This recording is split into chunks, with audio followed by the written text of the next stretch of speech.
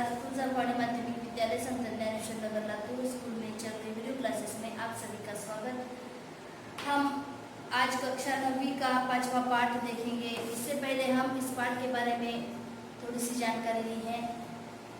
तो पाठ में रचनाकार अंतोन चेखव ने यहाँ पर कि किस प्रकार मनुष्य को अपने अधिकार से सजग रहना चाहिए, इसके बारे में यहाँ हमें प्रेरित करने की कोशिश की है कि हमें हमारे अधिकार के प्रति सजग रहना चाहिए, ना ही हमें कि दब्बूपन में हमारे ही अधिकार का जैसे कि गला हम घोट रहे हैं, कि ऐसी परिस्थिति न हो। इसीलिए कि किस प्रकार जूलिया नामक घर की नौकरानी को घर के जो मालिक हैं वो किस प्रकार ठग रहे हैं और अंत में क्या होता है, इस पाठ में हम देखेंगे।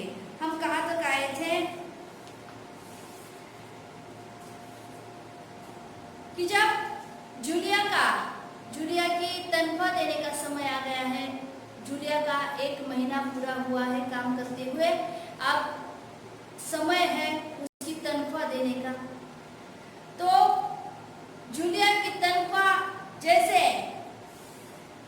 महीने के लिए कितनी तय हो गई थी, 40 रूबल, लेकिन अब मालिक कह रहे हैं कि 30 रूबल तय हुई थी।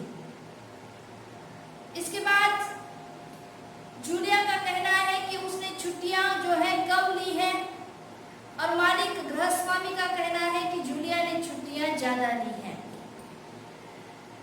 तो इसके बाद गृहस्वामी कहते हैं, गृहस्वामी के हिसाब से जूलिया के कम दिन भर गए हैं काम करते हुए और जूलिया कहती है कि उसने ज्यादा दिन काम किया है। लेकिन फिर भी इस प्रकार के अन्याय को जूलिया मन ही मन में सह रही है, क्योंकि वह दब्बूपन में आकर है ना वो डर रही है, तो अपने अधिकार को खो रही है।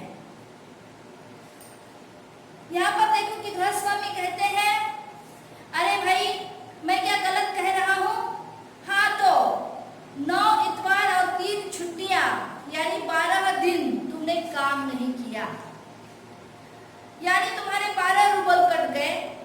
उधर कोल्हे 4 दिन बीमार रहा और तुमने सिर्फ वान्या को ही पढ़ाया। पिछले हफ्ते शायद 3 दिन दांतों में दर्द रहा था और मेरी पत्नी ने तुम्हें दोपहर बाद छुट्टी दे दी थी। आगे कहते हैं गृहस्वामी कि 3 इतवार और 9 इतवार और 3 दिन की छुट्टियां, 9 और 3 12 हो गए और 12 दिन तुमने काम नहीं किया, इसीलिए तुम्हारे जो तनख्वाह तुम्हारी है उसमें से 12 रुपए जो है कम होते हैं। और आगे तुमने क्या किया कि उधर कोल्या यानी उसके लड़के का नाम वान्या और कोल्या तो कोल्या 4 दिन बीमार था, इसलिए तुमने सिर्फ वान्या को पढ़ाया।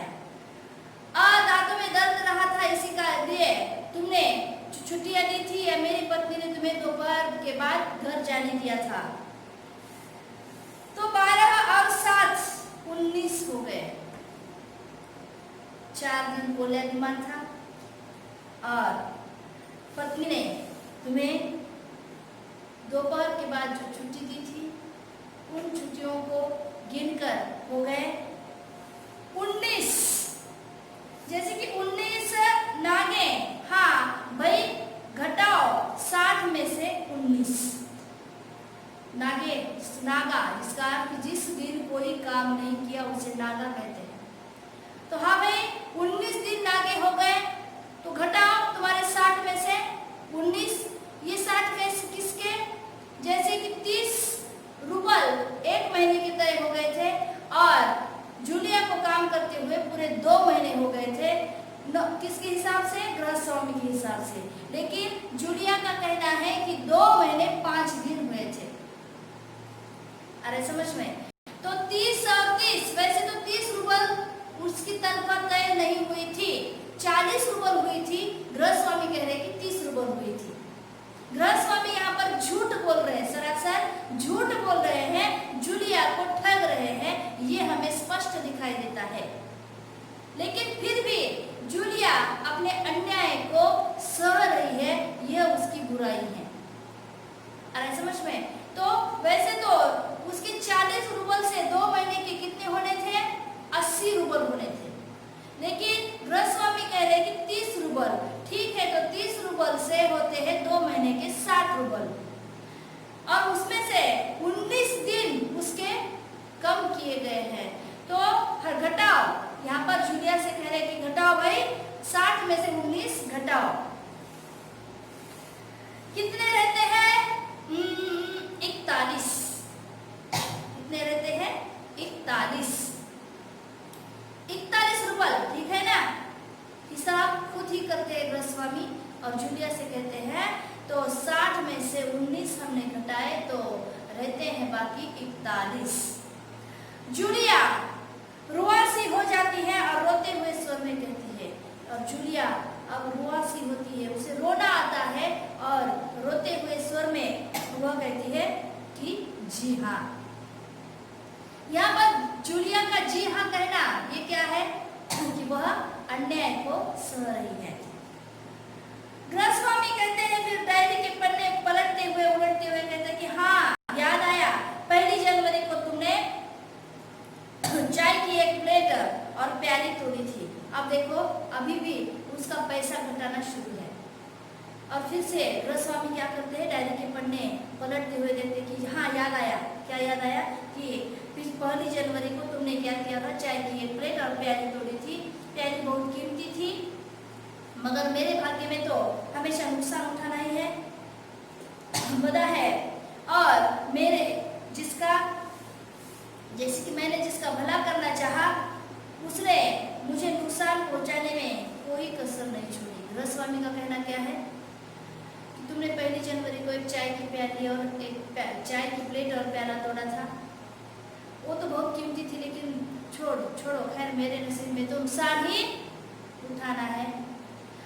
और क्या कहते हैं कि मैंने जब भी किसी का भला चाहा है, उसने मुझे पूरा नुकसान देने का प्रयास किया है। और खैर मेरा भाग्य, हाँ, तो मैं प्याली के 2 रूबल ही काटूंगा, और जो प्याली तुमने तोड़ी थी उसके मैं 2 रूबल काटूंगा। अब देखो, उस दिन तुमने ध्यान नहीं दिया और वहां किसी टहनी की खरोंच लगने से बच्चे की जैकेट फट गई, 10 रूबल उसके कट गए। तुमने चाय की प्याली तोड़ी थी, प्याली के 2 रूबल मैंने कम किए, घटाए। और उस दिन तुमने बच्चों की तरफ ठीक से ध्यान नहीं दिया, और किसी टहनी को, पेड़ की टहनी को बच्चों का जो जैकेट है उसे अटक कर फट गया, तो जैकेट के 10 रूबल में काटता हूँ। इसी तरह तुम्हारी लापरवाही की वजह से घर की सफाई करने वाली नौकरानी मारिया ने वालिया के नए जूते चुराए, और तुम मेरी बात सुन रही हो या नहीं? और आगे क्या कहते हैं? और उसी दिन क्या हुआ कि तुम्हारे लापरवाही से पहले तो तुमने ध्यान नहीं दिया, इसलिए बच्चे का जैकेट फट गया, जैकेट के 10 रूपये मैंने कम किए। और आगे कहते हैं कि तुम्हारी लापरवाही की वजह से हमारी सफाई करने वाली जो नौकरानी है मारिया, उसने क्या किया थे? वानिया के जूते चुराए थे, है ना? तो उस जूते की भी पैसे आप कम कर रहे हैं। तुम सुन रही हो या नहीं? थोड़ा रुक जाते हैं और कहते हैं तुम सुन रही हो या नहीं? जूलिया मुश्किल से अपनी रुलाई को रोकते हुए कहती है, जी सुन रही हूँ। और जूलिया मुश्किल से अपनी रुलाई को रोकती है और कहती है कि जी मैं सुन रही हूँ। आगे गृहस्वामी, हाँ ठीक है, अब देखो भाई, तुम्हारा काम बच्चों को पढ़ाना और उनकी देखभाल करना है, तुम्हें इसी के तो पैसे मिलते हैं, तुम अपने काम में ढील दोगी तो पैसे कटेंगे ही ना। तो अच्छा, हाँ भाई ठीक है, तुम्हें तो मैं पैसे देता हूँ बच्चों को संभालने के लिए, है ना, उसे संभालने के लिए, उसकी देखभाल करने के लिए तुम्हें उसी के तो पैसे मिलते हैं, और इसी काम में अगर तुम लापरवाही करोगी तो पैसे तो कटेंगे ना। मैं ठीक कर रहा हूँ ना? आगे करे कि मैं ठीक ही कह रहा हूँ ना? तो जूतों के 5 रूबल फिर से कट गए, और